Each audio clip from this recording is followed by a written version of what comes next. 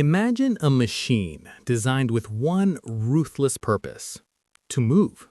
Not casually, not occasionally, but relentlessly. A biological engine forged across millions of years, built to cross burning plains, track prey for hours, outlast storms, starvation, and time itself. This machine manufactures its own fuel, repairs its own microscopic damage, upgrades its own operating system every single day. It is self-healing, self-regulating, self-renewing. But there's a catch. The warranty is void if the machine stops moving, because this machine only repairs itself while it's in motion.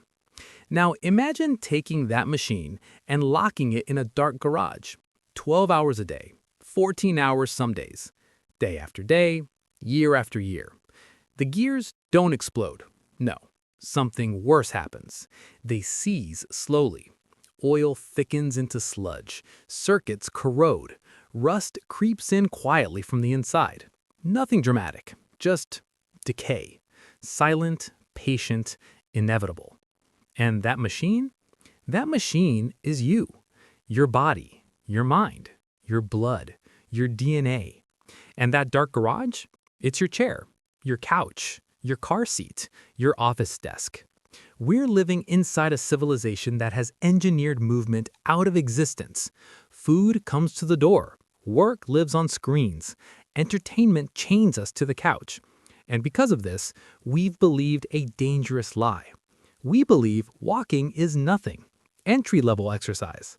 Something you do when you're too old to run, too injured to lift, too tired to do real training. We think if we're not gasping for air, if sweat isn't pouring, if muscles aren't burning, then it doesn't count. But that belief, it's not just wrong, it's biologically lethal. Because the difference between sitting and walking is not a few extra calories burned. It is the difference between a body that is thriving and a body that is slowly shutting down. And almost no one is explaining why. Because walking isn't about distance, it's about biological thresholds, moments, triggers, switches inside your body that flip only after certain minutes of movement. Most people stop walking right before the miracle begins, and that is the tragedy. Because somewhere around the 30-minute mark, something extraordinary happens. A switch flips in your brain that people spend thousands of dollars on supplements trying to simulate. But you can unlock it for free if you just keep walking. But before we talk about that moment, we need to understand the enemy. Scientists call it something dramatic, the sedentary cascade. And the moment it begins is the moment you sit down. Because when you sit, a timer starts. Within minutes, electrical activity in your legs, the largest muscles in your body, go silent. It's like someone pulled the plug on a power station. And when those muscles go quiet, the production of a critical enzyme collapses. Its name? Lipoprotein lipase. Not a sexy word, but a deadly important one. Because this enzyme is your bloodstream's vacuum cleaner. Its job is simple. Remove excess fat from your blood. Clean the highways. Keep everything flowing. But when you sit, production of this enzyme drops by almost 90%. 9-0. Your bloodstream goes from a flowing river to something closer to syrup. Fat lingers. Triglycerides pile up. Metabolism slows. Your body reads the signal loud and clear. The hunt is over. Energy must now be stored. Fat must now accumulate. Arteries begin their quiet transformation. And you didn't feel a thing. So let me ask you something uncomfortable. How many hours today has your biological machine been parked in the garage?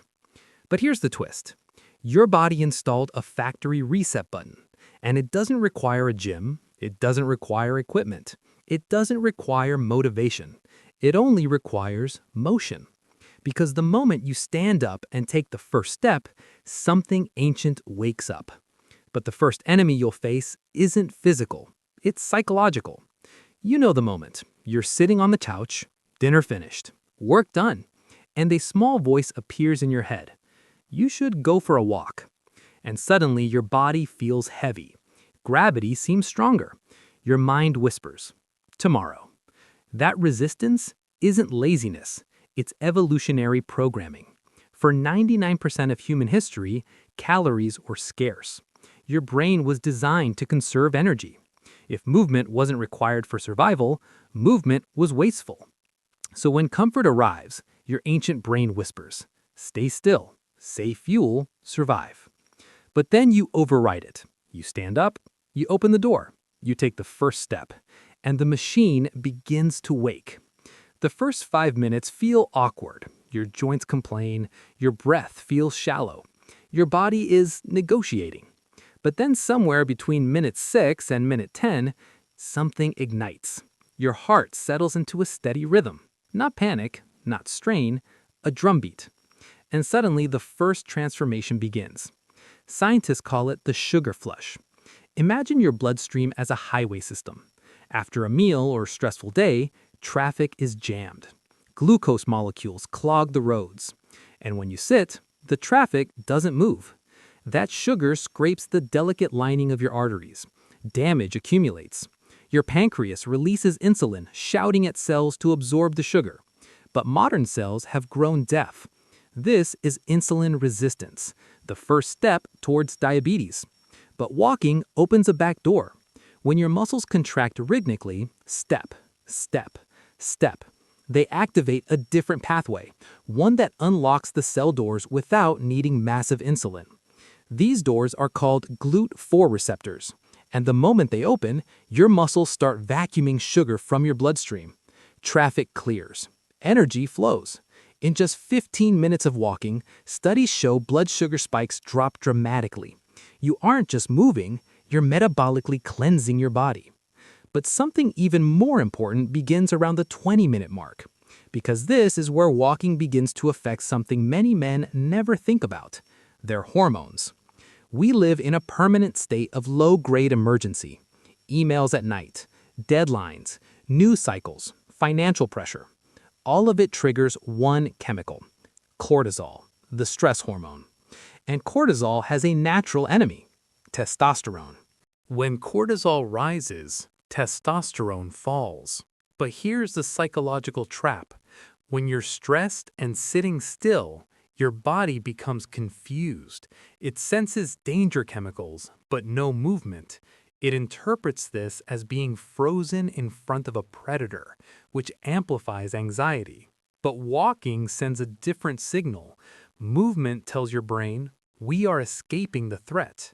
Cortisol begins to drop, adrenaline stabilizes, mental fog clears, focus returns, confidence creeps back into the system.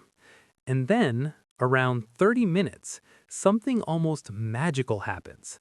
A substance begins flooding your brain, a molecule so powerful scientists call it miracle grow for neurons. Its name is BDNF, brain-derived neurotrophic factor. This chemical literally grows new brain cells, not metaphorically, literally. But it grows them in a very specific place, a place that determines whether you age into wisdom or decline. The hippocampus, the brain's memory center, the place where your life experiences are processed. And tragically, it's the first part of the brain that begins shrinking as people age. But walking feeds it, floods it, expands it. You are physically protecting your brain from time itself. And this leads to a paradox so powerful, most people miss it entirely. The best way to sharpen your mind is not by sitting down to think, it's by walking away. But this is only the beginning, because the most powerful transformation doesn't happen in your muscles or even your brain. It happens somewhere deeper, in the silent architecture of your DNA. And the moment that transformation begins, most people stop walking, which means they never discover what their bodies were truly designed to become. But in part 2, we uncover the hidden biological clock inside your cells, the one walking can slow down, and why this ancient act may be the closest thing humans have ever found to stealing time itself.